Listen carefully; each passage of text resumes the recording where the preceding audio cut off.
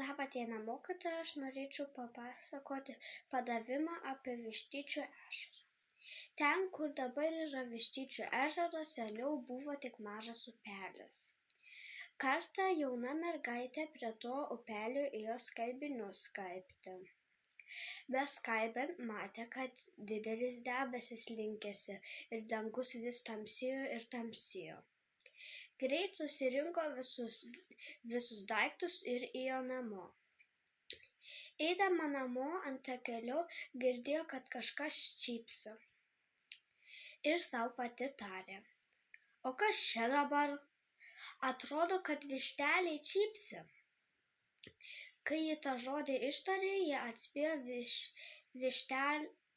Vištyčio vardą. Toje vietoje atsirado didelis ežeras.